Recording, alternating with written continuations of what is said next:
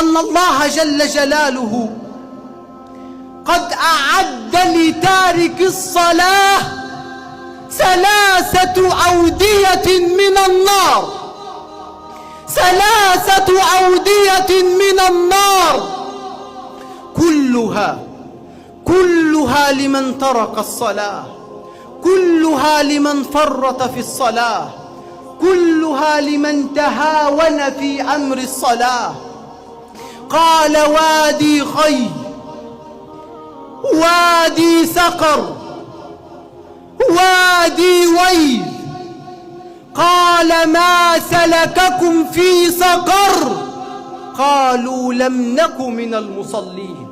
ما ركعنا لربنا جل جلاله ركعة، ولا سجدنا لربنا جل جلاله سجدة.